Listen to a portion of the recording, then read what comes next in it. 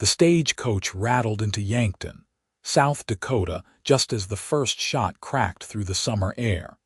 And Susannah Olsen barely had time to register the chaos erupting around her before the door was yanked open, and she was pulled into the dust by strong hands that smelled of leather and gunpowder.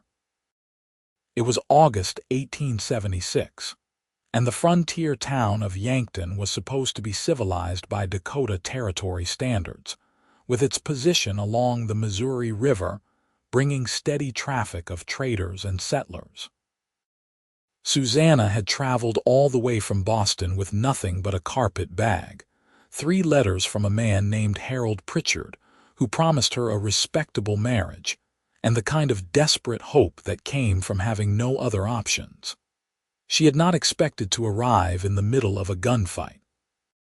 The man who pulled her from the stagecoach was tall and broad-shouldered, wearing dusty denim and a hat pulled low over eyes that were the color of storm clouds.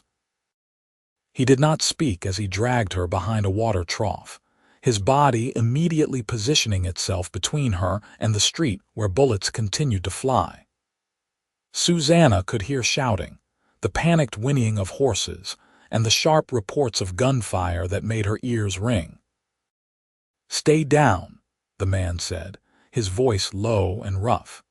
His hand pressed against her shoulder, keeping her pinned to the ground as splinters exploded from the wood above their heads. Susannah's heart hammered so violently she thought it might burst through her ribcage. She could see nothing but the man's broad back, the way his muscles tensed beneath his shirt, and the gun he held steady in his right hand.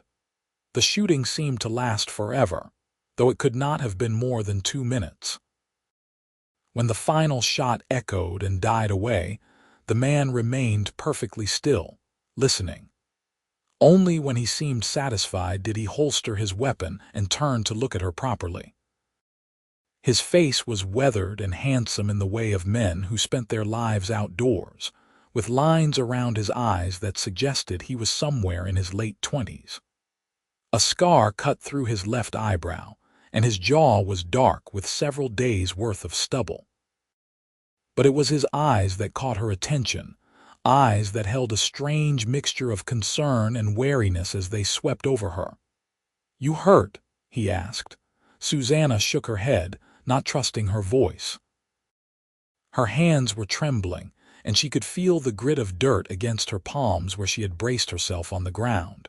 Her traveling dress, already rumpled from days of travel, was now thoroughly dusty and torn at the hem. "Good." The man stood and offered her his hand. His palm was calloused and warm when she took it, and he pulled her to her feet with easy strength. "Samuel Sterling. Most folks call me Sam." "Susannah Olsen," she managed, her Boston accent sounding strange and out of place in this rough town. "I am a mail-order bride." "I was supposed to meet Harold Pritchard." Something flickered across Sam's face at the mention of that name, something that looked almost like pity, but it was gone so quickly she might have imagined it. Around them, men were emerging from various hiding places, and she could see the stagecoach driver checking his horses while muttering a steady stream of curses. Further down the street, 2 bodies lay motionless in the dirt. "Those men who were shooting," Susannah said, her voice barely above a whisper, "are they dead, both of them? They were trying to rob the bank." Sam's hand was still on her elbow, steadying her. "It is over now. Come on, I will help you find Pritchard." But they did not have to look far. A portly man in a wrinkled suit was hurrying toward them, his round face red with exertion and alarm. He was older than Susannah had expected, perhaps 50, with thinning hair and small eyes that reminded her unpleasantly of a pig's. "Miss Olsen," he wheezed, stopping a few feet away. "I am Harold Pritchard. I apologize for this dreadful welcome. Are you quite all right?" "She is fine. No thanks to you hiding in the general store while bullets were flying," Sam said, his tone dry. There was clearly no love lost between these 2 men. Pritchard's face reddened further. I am a businessman, not a gunfighter. I have responsibilities to my establishment." "You have responsibilities to your intended bride," Sam replied. "Or at least you should." An uncomfortable silence fell over the three of them. Susannah looked between the two men, feeling the weight of her circumstances settling heavily on her shoulders. She had known, of course, that marrying a stranger through correspondence was a risk. But standing here in the dust with the smell of gunpowder still in the air, looking at Harold Pritchard's sweating face and calculating eyes, she felt the first real stab of fear about what she had agreed to. "Well," Pritchard said, clearing his throat, "shall we go to my home?" "You must be exhausted from your journey, Miss Olsen. I have prepared accommodations for you at Mrs. Henderson's boarding house until the wedding." Susannah nodded mutely. She had no choice, really. She had spent every cent she had on the journey west. There was no money for a return ticket to Boston, even if she wanted to go back to the cramped boarding house where she had worked as a seamstress, sewing until her fingers bled for pennies a day. Sam released her elbow reluctantly. "I work at the livery stable if you need anything," he said, and though he was looking at her, Susannah had the sense he was really speaking to her as a warning about Pritchard. "Just down the street. Anyone can point you the right way." "Thank you," Susannah said, meaning it with all her heart. "You saved my life." He shook his head. "Just doing what any decent man would do." Then he touched the brim of his hat and walked away, his boots kicking up small clouds of dust with each step. Pritchard took her carpet bag without asking and started walking in the opposite direction. Susannah followed, her legs unsteady beneath her skirts. Yankton spread out around her, a collection of wooden buildings lining a wide dirt street. She could see the river in the distance, glinting in the late afternoon sun. There were more people than she had expected, going about their business as though the shooting had been nothing more than a minor inconvenience. Mrs. Henderson's boarding house was a two-story structure painted white, with a porch that wrapped around the front. A woman in her 60s came out to greet them, her sharp eyes taking in every detail of Susannah's appearance. "This is Miss Olsen," Pritchard announced. "She will be staying here until our wedding on Saturday." Saturday. That was only 4 days away.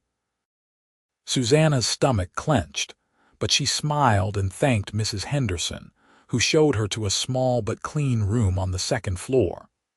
The moment the door closed behind the landlady, Susannah sank onto the narrow bed and let herself shake. She had known marrying Harold Pritchard would not be a love match.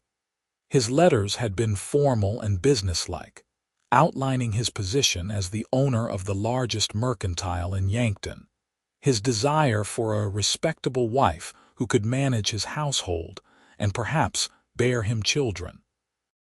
He had not asked about her interests or dreams, and she had not offered them. It was a transaction, pure and simple. She would give him companionship and domestic labor. He would give her security and status. But something about the man in person unsettled her in ways his letters had not. Or perhaps it was the contrast with Sam Sterling, who had thrown himself between her and danger without hesitation, whose hands had been gentle even in the chaos of violence. Susannah stood and went to the window, looking down at the street below. She could see the livery stable Sam had mentioned, its wide doors open to reveal the shadows of horses inside. As she watched, Sam himself emerged, leading a gray mare toward the water trough. He moved with the easy confidence of a man completely at home in his body and his world. She turned away from the window, chiding herself. It did not matter how handsome Sam Sterling was or how her heart had raced when he touched her. She was promised to Harold Pritchard, and that was the end of it. She had made her choice when she answered his advertisement, and she would see it through. The next morning, Pritchard came to escort her to his mercantile. The store was indeed impressive, stocked with everything from farming equipment to bolts of fabric to jars of penny candy. Several customers browsed the aisles, and a young clerk was weighing flour behind the counter. "I have built this from nothing," Pritchard said proudly, gesturing around the space. "When I came to Yankton 15 years ago, there was barely a town here at all. Now look at it. And it will all be yours as my wife, of course." Susannah made appropriate murmurs of appreciation, but she could not shake the feeling of being inspected like merchandise herself. Pritchard watched her constantly, his eyes lingering on her figure in a way that made her skin crawl. She knew she was reasonably pretty, with dark blonde hair and blue eyes and a figure that was neither too thin nor too plump. But the way Pritchard looked at her made her feel like a horse he was considering purchasing. "I thought we might discuss the wedding arrangements," Pritchard said, leading her to a small office at the back of the store. "I have spoken to Reverend Matthews. The ceremony will be at 2 o'clock on Saturday afternoon, followed by a small reception here at the store." "That sounds fine," Susannah said quietly. "Good, good. And I have engaged Mrs. Henderson to prepare a wedding supper. Nothing too elaborate, you understand. I am a practical man, not given to unnecessary extravagance." He paused, then added, "I trust you are a practical woman as well, Miss Olsen." "I value efficiency and obedience in a wife." The words landed like stones in Susannah's chest. "I will do my best to be a good wife," she said carefully. "I am sure you will." Pritchard smiled, but it did not reach his eyes. "I have waited a long time for the right woman. Someone young enough to give me children, but mature enough to understand her duties. Someone without family connections that might interfere in our marriage. You fit my requirements admirably." Requirements. The word echoed in Susannah's mind long after she left the mercantile. She walked slowly back toward the boarding house, trying to reconcile herself to her future. This was what she had agreed to. This was the price of security. She was so lost in thought that she nearly walked past the livery stable before a voice called out to her, "Miss Olsen." She turned to find Sam Sterling standing in the doorway, wiping his hands on a rag. Up close, she could see that his eyes were actually more green than gray, with flecks of gold near the pupils. "Mr. Sterling," she said, acutely aware of how her heart had begun to race again. "How are you settling in?" he asked. "That was quite a welcome to Yankton yesterday." "I am well, thank you, and thank you again for what you did. I do not know what would have happened if you had not pulled me to safety."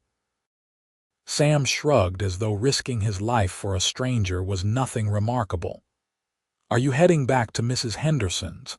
I can walk with you if you like, just to make sure you get there safely." She should have said no. She was promised to another man, and it was not appropriate to spend time alone with Sam Sterling. But the words that came out of her mouth were, "I would like that very much."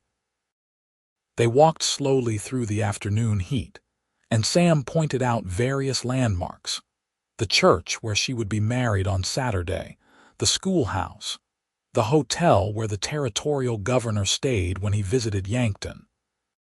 He had a way of talking that was easy and undemanding, asking her questions about Boston and her journey west without prying into painful subjects. "What made you come out here?" he asked finally. Susannah hesitated, then decided honesty was easier than prettying up the truth. "I had no other prospects. My parents died of fever 2 years ago, and I have been working as a seamstress ever since, barely making enough to eat. When I saw Mr. Pritchard's advertisement, it seemed like the answer to my prayers." Sam was quiet for a long moment. Then he said, "Pritchard is wealthy and respected in town. He can certainly provide for you materially." There was something in the way he said it, a careful neutrality that suggested volumes of unsaid criticism. Susannah stopped walking and turned to face him. "But," she prompted, "but nothing." "It is not my place to speak about your intended." Sam met her eyes, and she saw conflict there, as though he was wrestling with whether to say more. Finally, he added, "Just know that if you ever need help for any reason, you can come to me. I mean that." "Why would I need help?" Susannah asked, though part of her already knew the answer. "Pritchard is not a kind man," Sam said bluntly. "He is fair in business, I will give him that. But his first wife, Clara, she was a sad woman, scared of her own shadow by the end." Susannah felt cold despite the summer heat. "What happened to her?" "Died in childbirth 3 years ago. The baby, too." Sam's jaw tightened. "She had bruises sometimes. Always had an explanation for them, but folks wondered. Are you saying he beat her?" The words came out as barely a whisper. "I am saying I do not know for certain." But I did not like how she flinched around him, or how she stopped smiling after the first year of marriage. Sam looked at her intently. "You do not have to marry him, Miss Olsen. There are other ways to make a life here." "I have no money and no skills except sewing," Susannah said helplessly. "What else can I do? Mrs. Henderson is always looking for help at the boarding house. The wages are not much, but it is honest work and a roof over your head." He paused. "Or you could go back east. I would lend you the money for the ticket." The offer was so unexpected, so generous, that Susannah felt tears prick her eyes. "Why would you do that for me? You do not even know me." "Because you deserve better than a man who hides in a store while someone else protects his bride," Sam said simply. "And because I have seen what happens when women have no choices. My mother was in a situation like yours once. She married a man she did not love because she had nowhere else to go, and he made her life hell until the day she died." Susannah looked up at this rough, kind man who had already saved her life once and was now trying to save her from a different kind of danger. Something shifted in her chest, a feeling she could not quite name, but that felt like the first crack in a dam. "I need to think," she said finally. "The wedding is in 3 days. I need to think." "Of course." Sam stepped back, giving her space. "The offer stands, whatever you decide." That night, Susannah lay awake in her narrow bed, staring at the ceiling and trying to chart a course through the impossible maze of her circumstances.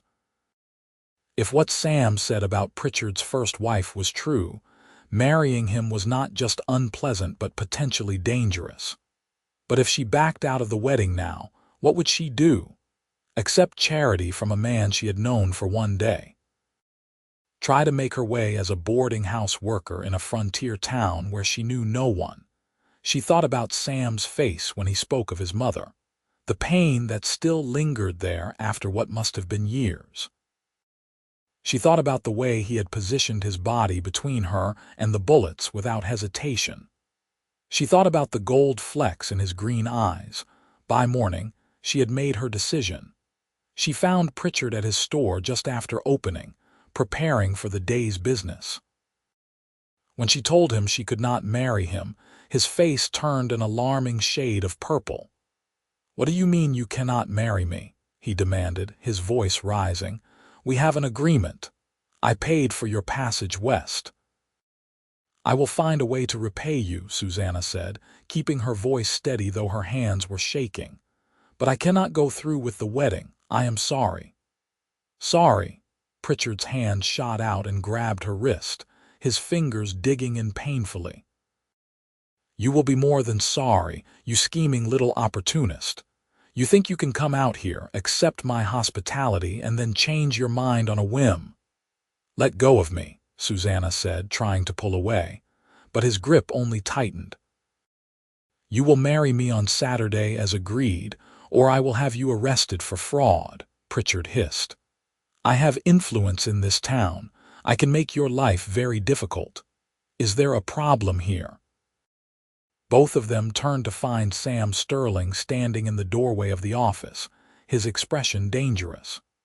Pritchard immediately released Susannah's wrist, but not before Sam's sharp eyes had registered the contact. "This is a private conversation, Sterling," Pritchard said coldly. "Did not look very private from where I was standing." Sam's gaze moved to Susannah. "You all right, Miss Olsen?" she nodded, cradling her sore wrist against her chest. "Mr. Pritchard and I were just discussing the cancellation of our wedding plans." Cancellation. Sam's eyebrows rose, but she could see something like relief flash across his face. "There will be no cancellation," Pritchard said through gritted teeth. "Miss Olsen is simply experiencing pre-wedding nerves, perfectly natural for a young woman about to enter into matrimony." "That is not what I am experiencing," Susannah said, finding her courage. "I am experiencing serious doubts about marrying a man who just threatened me and grabbed me hard enough to leave marks."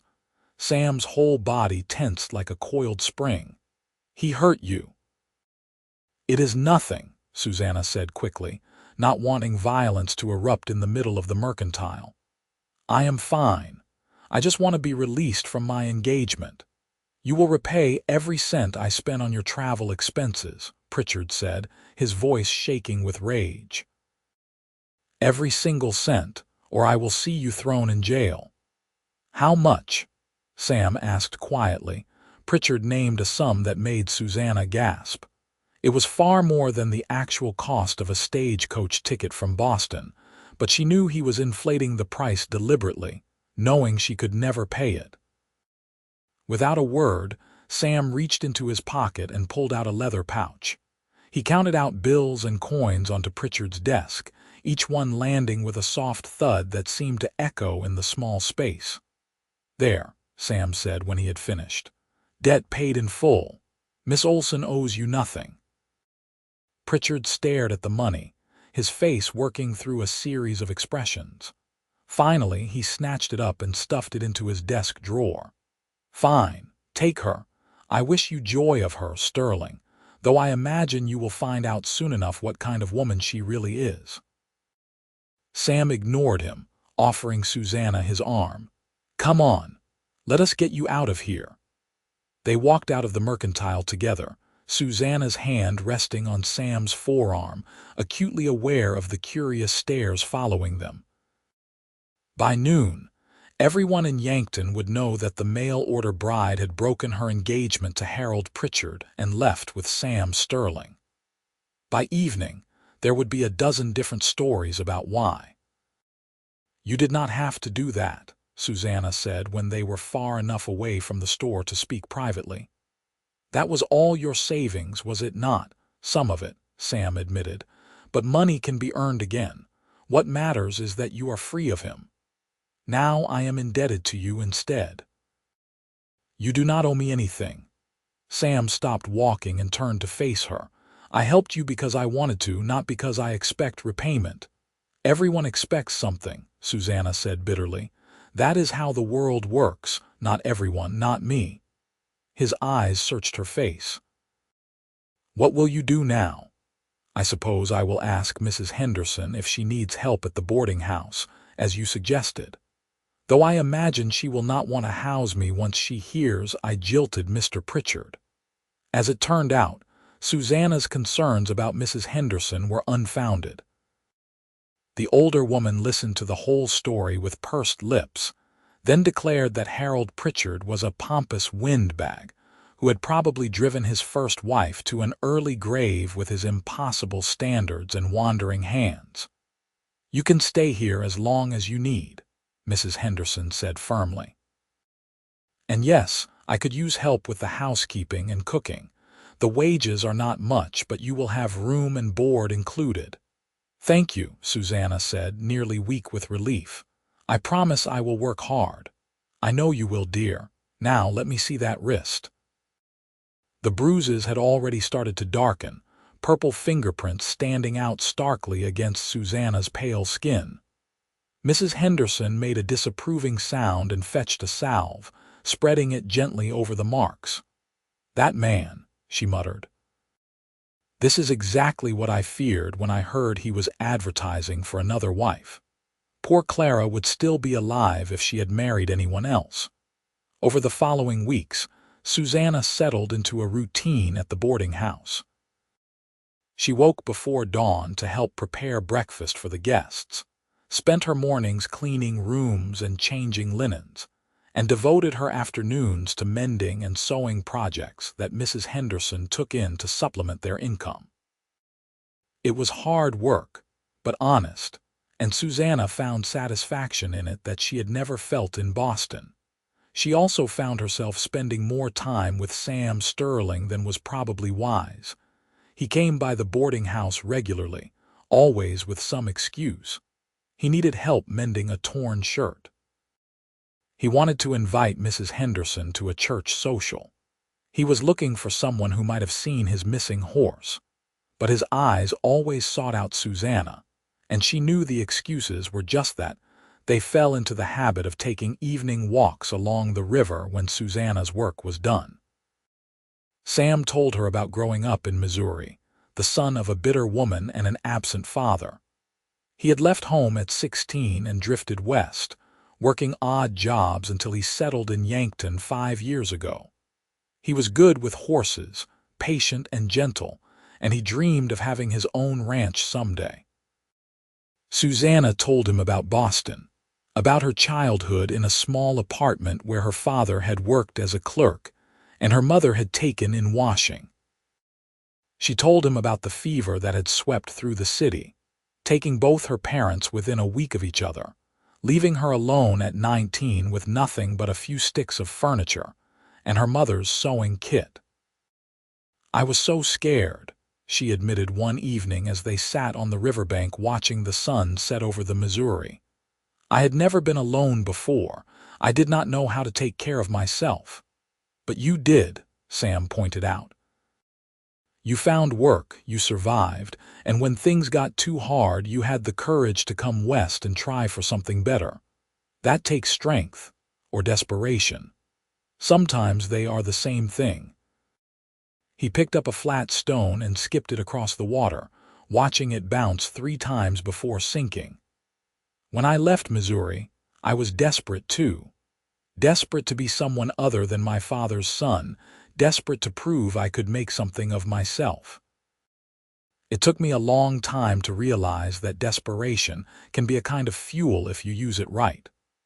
Susannah turned to look at him, this man who had become so important to her so quickly. The setting sun painted his profile in shades of gold and amber, highlighting the strong line of his jaw and the thoughtful expression in his eyes. She wanted to reach out and touch him, to trace the scar through his eyebrow and feel the warmth of his skin beneath her fingertips.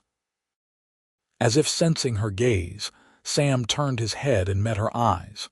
Something passed between them in that moment, something electric and undeniable. Susannah's breath caught in her throat. "Susannah," Sam said softly, and the way he said her name made her shiver despite the warm evening. "I need to tell you something." "What?" "I am falling in love with you." The words were simple, direct, typically Sam. "I know it is too soon, and I know you have been through a lot, but I cannot keep it to myself anymore. Every day I wait for the moment when I can see you. Every night I lie awake thinking about you. I have never felt this way about anyone before." Susannah's heart was pounding so hard she could barely hear her own thoughts. "Sam, You do not have to say anything," he said quickly. "I just needed you to know. I will wait as long as it takes for you to figure out what you want. And if what you want is not me, I will accept that and step back. But I had to tell you the truth." "The truth," Susannah repeated. Then, gathering all her courage, she said, "The truth is that I am falling in love with you too. I think I have been since the moment you pulled me out of that stagecoach and put yourself between me and danger." The smile that spread across Sam's face was like sunrise breaking over the plains, warm and bright and full of promise. Slowly, carefully, he reached out and took her hand, threading his fingers through hers. His palm was rough and calloused, but his touch was infinitely gentle. "Can I kiss you?" he asked. "Yes," Susannah whispered. He leaned in slowly, giving her every opportunity to pull away. But she did not want to pull away. She wanted this more than she had wanted anything in her life.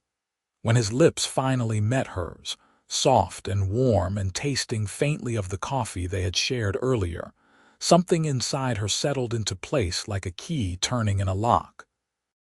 The kiss was gentle at first, almost tentative, as though both of them were afraid of breaking something precious.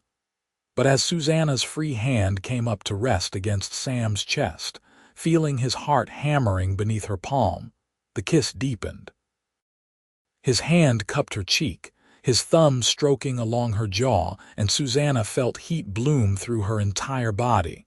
When they finally pulled apart, both breathing hard, Sam rested his forehead against hers. "I want to court you properly," he said. "I want to do this right. I want everyone in Yankton to know that you are mine and I am yours." "I would like that," Susannah said, smiling so wide her cheeks hurt. And so Sam Sterling began courting Susannah Olsen in full view of the entire town. He brought her wildflowers he picked from the prairie and left them on the boarding house porch. He sat with her at church on Sundays, his shoulder pressed against hers in the crowded pew. He taught her to ride a horse, his hands steady on her waist as he helped her into the saddle, his voice patient as he explained how to hold the reins. Mrs. Henderson watched their courtship with approval, declaring that it was about time Sam Sterling found himself a good woman. The other boarding house residents teased Susannah gently about her handsome beau. Even the townspeople who had initially been scandalized by her broken engagement to Harold Pritchard gradually came around, seeing how happy she and Sam were together. Not everyone was pleased, of course. Pritchard himself glowered whenever he saw them together, and more than once Susannah caught him staring at her with an expression that made her skin crawl. But Sam was always there, a solid presence at her side, and gradually Pritchard became nothing more than an unpleasant memory. Summer gave way to autumn, and the leaves along the Missouri turned brilliant shades of red and gold. Sam took Susannah on long rides through the countryside, showing her the land he hoped to buy someday for his ranch. They talked about everything and nothing, their conversations ranging from the mundane details of daily life to their deepest dreams and fears.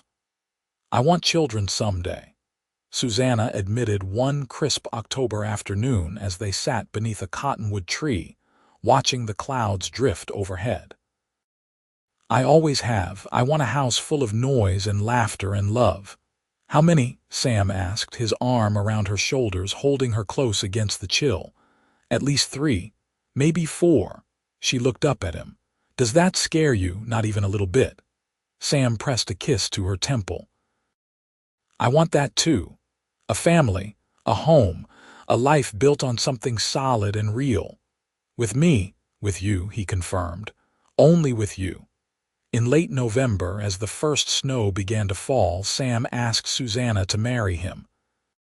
He did it simply, without fanfare, kneeling in the boarding house parlor with Mrs. Henderson as witness and offering her a simple gold band he had bought with his wages from the livery. "It is not much," he said, holding the ring up to her. "But I promise you I will spend the rest of my life making you happy. Will you marry me, Susannah Olsen?" Through tears of joy, Susannah said yes. They were married a week later in the same church where Susannah was supposed to have married Harold Pritchard. But everything about this wedding was different. Instead of a sterile business arrangement, this was a celebration of love. Mrs. Henderson cried happy tears throughout the ceremony. Half the town turned out to wish them well.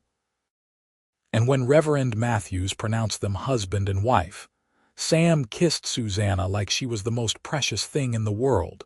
Sam had rented a small house on the edge of town, just 2 rooms and a kitchen, but it was theirs. That first night as his wife, Susannah stood in the bedroom while Sam built up the fire, making sure she would be warm. Her hands shook slightly as she unpinned her hair, letting it fall in waves down her back. "Nervous?" Sam asked gently, coming to stand behind her. "A little," she admitted. "I do not know what to do." "Neither do I, really." His hands rested on her shoulders, warm and steady. "We will figure it out together. There is no rush. We have the rest of our lives." His patience and gentleness made Susannah fall in love with him all over again. When he kissed her, she kissed him back with all the passion and hope in her heart. And when he led her to the bed they would share for the rest of their lives, she went willingly, eager to begin this new chapter. The loving between them was tender and awkward and perfect all at once. Sam was careful with her, attentive to her responses, and when it was over they lay tangled together beneath the quilts, talking quietly until they fell asleep in each other's arms. Their first year of marriage was not without challenges. Money was tight, with Sam working long hours at the livery while Susannah continued to help Mrs. Henderson part-time to make ends meet. The house was drafty in winter and sweltering in summer. They had their share of arguments about small things, learning how to navigate life as a couple rather than individuals. But through it all, their love deepened and grew stronger. Sam came home every evening to Susannah's smile and her cooking, no matter how tired he was. Susannah waited eagerly for his return, craving the comfort of his presence and his touch. They made love often, learning each other's bodies with patience and growing confidence, finding joy in the intimacy they shared. In the spring, Susannah discovered she was pregnant. The news filled them both with equal parts excitement and terror. Sam became almost comically protective, insisting that Susannah stop working immediately and rest. She laughed at his concern but secretly loved it, cherishing the way he fussed over her and worried about her health. As her belly grew round with their child, Sam spent his evenings building a cradle from scratch, sanding the wood until it was smooth as silk, so no splinters could harm their baby. He talked to Susannah's stomach, telling their unborn child stories about the world they would enter, promising to be the kind of father he had never had. The baby came in early December, just as another snowstorm blanketed Yankton in white. Mrs. Henderson attended the birth, her experienced hands guiding Susannah through the terrifying, painful, miraculous process of bringing new life into the world. And when it was over, when Susannah lay exhausted and triumphant with a tiny, red-faced infant nestled against her chest, Sam wept openly. "A boy," he said in wonder, touching one tiny, perfect hand with his work-roughened finger. "We have a son. They named him Stephen Samuel Sterling, and he was the most beautiful thing either of them had ever seen." Sam proved to be a devoted father from the very first day, changing diapers and walking the floor with a crying baby in the middle of the night, so Susannah could rest. He sang lullabies in his rough, off-key voice and stared at Stephen for hours as though he could not quite believe this miracle was real. "I never knew I could love anyone as much as I love you," Sam told Susannah one night as they watched their sleeping son together. "And now I love him just as much. My heart feels too big for my chest." "I know exactly what you mean," Susannah said, leaning her head on his shoulder. When Stephen was 6 months old, Sam came home with news that changed everything. The owner of the livery stable was retiring and wanted to sell the business. The price was steep, but Sam had been saving money for years toward his dream of a ranch, and the livery would provide a steady income while allowing him to eventually expand into horse trading and breeding. "What do you think?" he asked Susannah anxiously. "It means giving up on the ranch for now, maybe for a long time, but it is a solid opportunity." "I think we should do it," Susannah said without hesitation. "We can build toward the ranch later. This gives us security now for Stephen and for any other children we might have." Sam's face lit up. "Other children, are you saying?" "Not yet," Susannah laughed. "But someday, yes. I still want that house full of noise and laughter, remember, with Mrs. Henderson's help securing a loan from the bank." Sam bought the livery stable. He worked harder than ever, arriving before dawn to feed and exercise the horses, staying late to shoe them and repair tack and negotiate with customers. But he was happy in a way Susannah had never seen before, proud to be his own boss and building something that would provide for his family. Business thrived under Sam's ownership. He had a reputation for honest dealing and skill with horses, and soon people were coming from miles around to board their animals or buy from his growing stock. Within 2 years, he had paid off the loan and was making enough profit to hire an assistant. Susannah, meanwhile, had discovered she had a talent for the business side of running the livery. She kept the books and managed the accounts with the same precision she had once brought to her sewing. Together, she and Sam made an excellent team, their different strengths complementing each other perfectly. Their second child, a daughter they named Sarah Grace, arrived in the summer of 1879. She had Sam's green eyes and Susannah's blonde hair, and from the moment she was born she ruled the household with her imperious demands and charming smiles. Stephen, now nearly 3, was fascinated by his baby sister and constantly wanted to hold her or bring her toys. 2 years later, another son joined the family. They named him Samuel Jr., though everyone called him Junior to distinguish him from his father.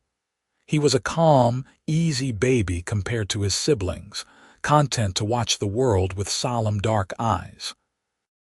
By 1882, Sam had saved enough to buy the land he had always dreamed of, 100 acres of good grazing land just outside Yankton. He kept the livery stable in town but began building a ranch house on the property, working on it whenever he could spare the time. It was slow going, but Sam was patient, laying each board and hammering each nail with care. "I want it to be perfect for you," he told Susannah as they stood together looking at the half-finished structure. "For our whole family." "It already is perfect," Susannah said, squeezing his hand. "Because you are building it." They moved into the ranch house in the spring of 1883, when Sarah was 4 and Junior was 2. It was larger than their little house in town, with enough bedrooms for each child and a wide porch that looked out over the rolling prairie. Susannah planted a garden and Sam built a barn for the horses he was starting to breed. Life on the ranch was different from life in town. There were new challenges to face: harsh weather, sick animals, the constant physical labor of maintaining a working ranch. But there were also rewards. The satisfaction of watching things grow, the beauty of the landscape that changed with each season, the sense of building something lasting and real. Harold Pritchard tried one last time to make trouble for them, spreading rumors that Sam had purchased the ranch land through fraudulent means. But the community that had come to respect and admire the Sterling family rallied around them. The accusations went nowhere, and Pritchard eventually left Yankton for good, heading west to try his fortunes in the mining towns of Montana. "Good riddance," Mrs. Henderson declared when she heard the news. She was a frequent visitor to the ranch now, delighting in her honorary grandchildren and helping Susannah with the enormous task of feeding and caring for a growing family. In 1885, their 4th child was born, another daughter they named Rebecca Rose. She came into the world screaming her lungs out and rarely stopped, a force of nature from her very first breath. Sam joked that she had inherited her mother's determination and his stubbornness, a combination that would either change the world or drive them all to distraction. "Possibly both," Susannah agreed, watching Rebecca toddle after her older siblings with fierce concentration. The children grew like prairie grass, tall and strong and wild in the best way. Stephen developed his father's way with horses and spent hours in the barn learning the business. Sarah was the family's artist, always drawing or telling elaborate stories that she made her siblings act out. Junior was quiet and thoughtful, more interested in books than physical labor, though he never complained about his chores. And Rebecca was simply Rebecca, bright and loud and utterly fearless. On their 10th wedding anniversary, Sam took Susannah back to the spot by the river where they had first kissed. It was a warm summer evening, and they left the children with Mrs. Henderson for a few precious hours alone. "Do you remember what I said to you here?" Sam asked as they sat on the bank, their hands entwined. "You said you were falling in love with me," Susannah recalled, "and I said I was falling in love with you too. I was terrified you would reject me." Sam raised her hand to his lips and kissed her knuckles. "I could not imagine my life without you then, and I cannot imagine it now." "You saved me," Susannah said softly. "In every way a person can be saved. You gave me a home and a family and a life I never dreamed I could have." "You saved me too." Sam pulled her close, wrapping his arms around her. "Before you, I was just drifting, going through the motions of living without really being alive. You gave me purpose and joy and a reason to wake up every morning with a smile on my face." They sat together as the sun set, painting the sky in shades of pink and orange and purple, and Susannah thought about the strange path that had brought her to this moment. If someone had told her 10 years ago, when she stepped off that stagecoach into a hail of bullets, that she would end up here, happy and loved and whole, she would never have believed them. But life had a way of surprising you. The cowboy who had shielded her with his own body had also opened his heart to her, and in doing so had given her everything she had ever wanted, and more than she had ever dared to hope for. In the years that followed, the Sterling Ranch continued to grow and prosper. Sam's reputation as a horse breeder spread throughout the Dakota Territory and beyond. People traveled from as far as Wyoming and Nebraska to buy his stock, knowing they would get quality animals raised with care and expertise. Susannah expanded her own role in the business, handling not just the books, but also correspondence with customers and suppliers. She had a sharp mind for numbers and a talent for negotiation that complemented Sam's skills perfectly. Together, they built an enterprise that provided well for their family and employed several local men who helped with the ranch work. As the children grew older, they each found their place in the family business. Stephen, now a capable teenager, worked alongside his father every day, learning everything Sam could teach him about horses and ranching. Sarah helped her mother with the household and the business correspondence, her artistic eye proving useful in designing advertisements for the ranch.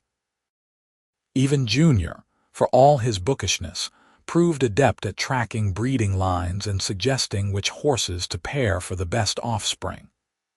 Rebecca, still the baby at 8 years old, appointed herself in charge of naming all the new foals and took her responsibility very seriously.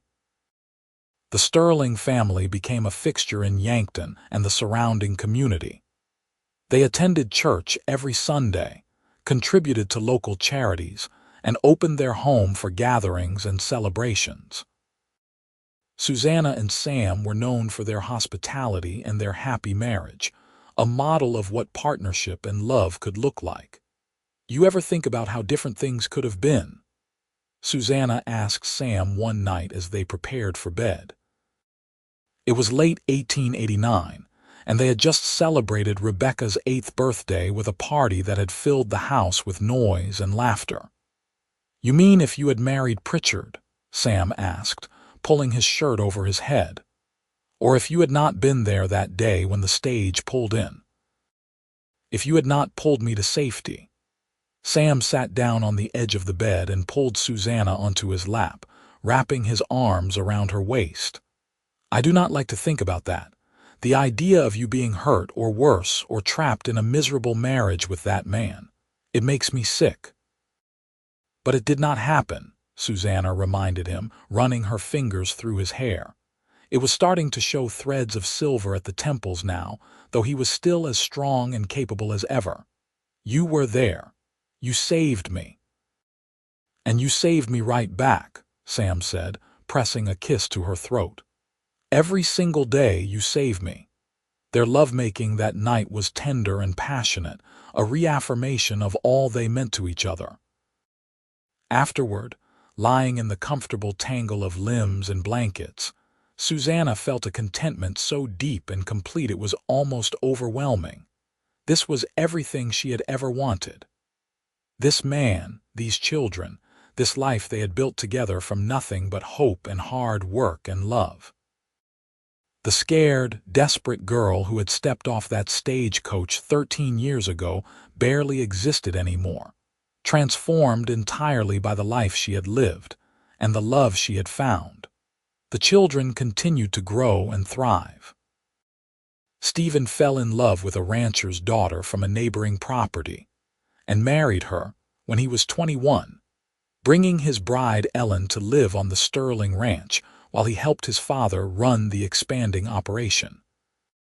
Sarah discovered a talent for teaching and took a position at the Yankton schoolhouse, beloved by her students for her creativity and warmth.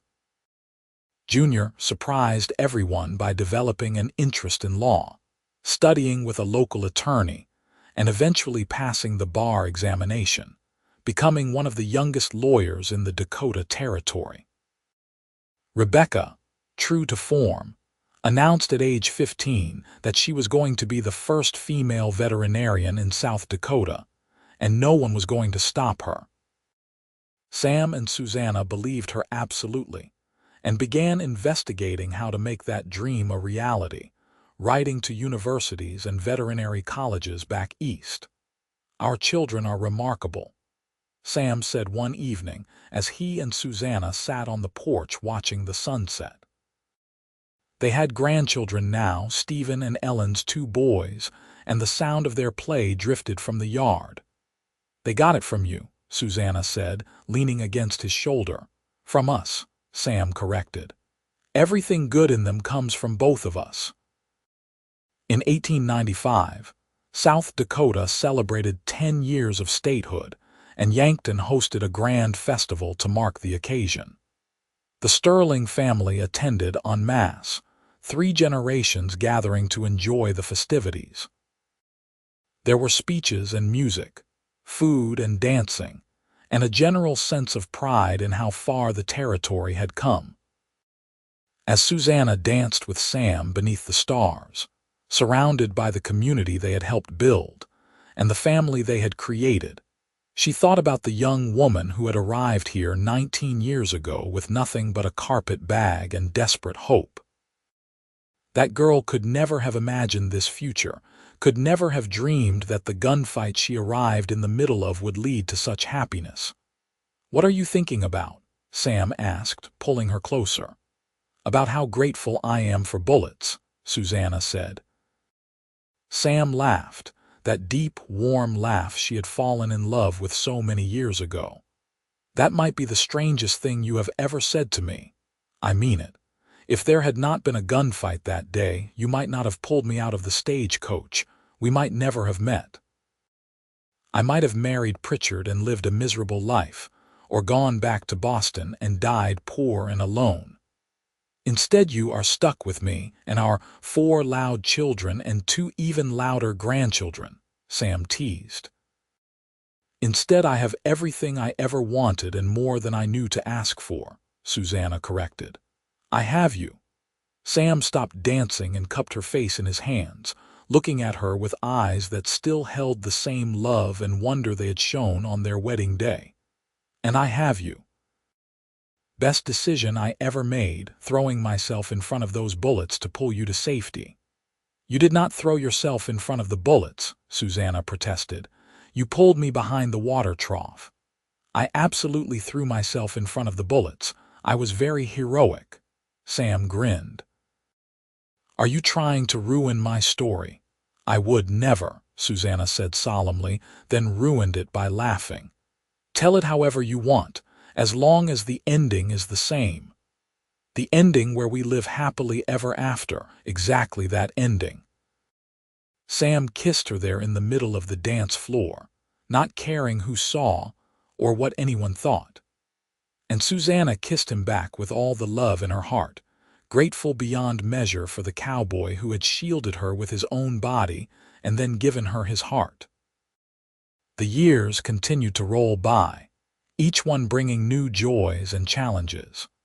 The ranch grew to encompass 500 acres, with a stable of horses that were prized throughout the region. Stephen took over more and more of the day-to-day operations as Sam entered his 50s, though Sam never fully retired, always finding reasons to be in the barn or out on the range.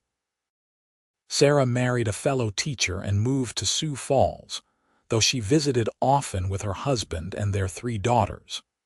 Junior opened a law practice in Yankton and became known for his fair dealing and sharp mind, often defending those who could not afford fancy lawyers.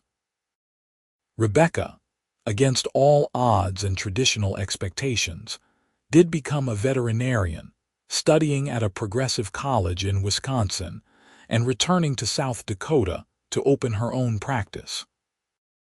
"I cannot believe all our children left the ranch," Sam said one evening in 1902 as he and Susannah sat on the porch, now both in their mid-50s. "Stephen did not leave," Susannah pointed out. "He and Ellen and the boys are right here." "True. But sometimes I miss having the house full like it used to be. All that noise and chaos." "We have grandchildren visiting constantly," Susannah reminded him. "And you know perfectly well that after 2 hours of that noise and chaos, you are ready for peace and quiet." Sam chuckled and reached for her hand. His grip was not quite as strong as it used to be, his joints sometimes aching from decades of hard physical labor, but his touch still made her heart flutter. Some things never changed. They settled into the comfortable routine of a long marriage, each knowing the other's rhythms and preferences as well as their own.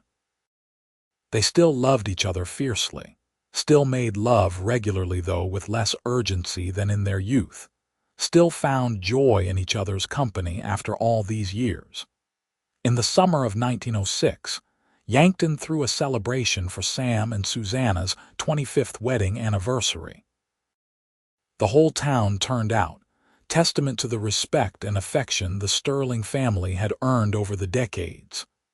There were speeches praising their business acumen and community contribution, but also their marriage itself, held up as an example of true partnership and enduring love. 25 years, Sam said in his speech, holding Susannah's hand as they stood before the gathered crowd. 25 years since I married the bravest, smartest, most beautiful woman I have ever known. People ask me the secret to a happy marriage, and I tell them it is simple. Marry someone you like as much as you love, someone you want to talk to at the end of every day, someone who makes you better just by being in your life. He turned to look at Susannah, his eyes shining. Susannah has been my partner in everything. She has given me 4 incredible children. She has helped build our business. She has made our house a home. But more than any of that, she has given me a reason to be the best man I can be. Every day I try to live up to the faith she has in me. Susannah was crying openly now, not caring who saw. When it was her turn to speak, she had to clear her throat several times before she could get the words out. "I came to Yankton 26 years ago with nothing," she said. "I was alone and scared and desperate. The day I arrived, there was a gunfight in the street, and I thought I was going to die. But then this man, this wonderful, brave, kind man, pulled me to safety and shielded me with his own body. He saved my life that day, but he has spent every day since giving me reasons to live it."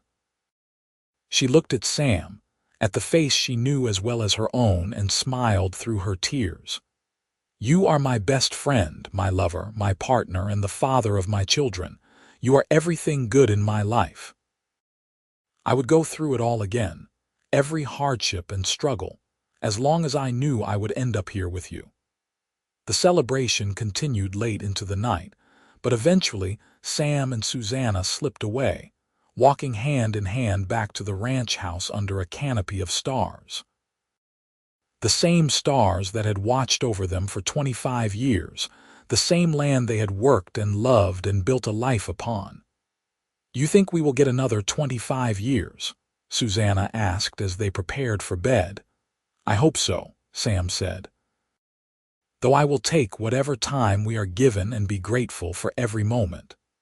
He pulled her into his arms, and she rested her head on his chest, listening to the steady beat of his heart. This heart that had been hers for so long, that had never wavered in its devotion or love. They did get more years, as it turned out. Not quite 25 more, but close enough. Sam lived to see all his children married and happy, to meet more grandchildren than he could count on both hands, to watch the ranch he had built continue to thrive under Stephen's capable management. He was 72 when he finally passed away, peacefully in his sleep after a day spent doing what he loved most, working with the horses and spending time with his family.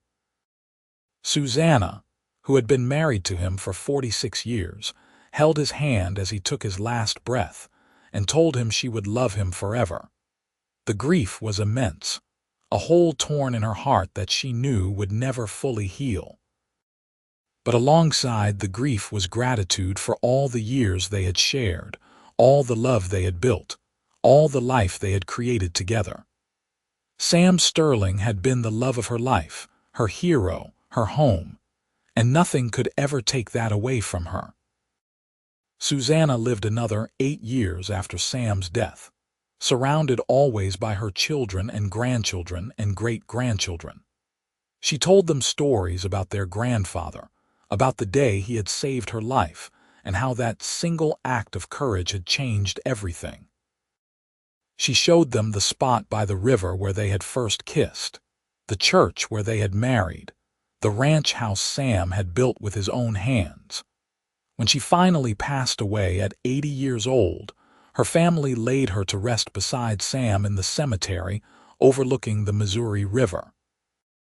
On her headstone, beneath her name and dates, they carved a simple epitome that said everything that needed to be said. Beloved wife, mother, grandmother, she was his heart and he was hers. The Sterling Ranch continued for generations after both of them were gone, a lasting monument to what two people could build when they loved each other truly and worked together toward a common dream. Descendants of Sam and Susannah spread throughout South Dakota and beyond, carrying with them the story of how their family began.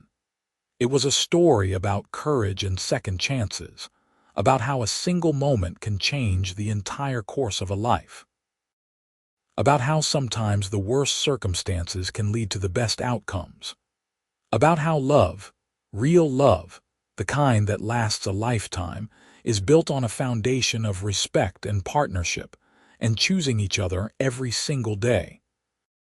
But most of all, it was a story about a cowboy who shielded a mail-order bride with his own body when bullets were flying, and she stepped off a stagecoach into chaos. And how that one act of instinctive protection became the first chapter in a love story that would last for decades and echo through generations. It was a story that proved sometimes the greatest adventures begin with the simplest acts of kindness. Sometimes the truest love stories start in the most unexpected ways. And sometimes, when you are at your lowest point with nowhere left to turn, fate sends you exactly what you need in the form of a green-eyed cowboy who is brave enough to stand between you and danger, and tender enough to spend the rest of his life making sure you always feel safe and loved. That was the story of Sam and Susannah Sterling, and it was a story worth telling.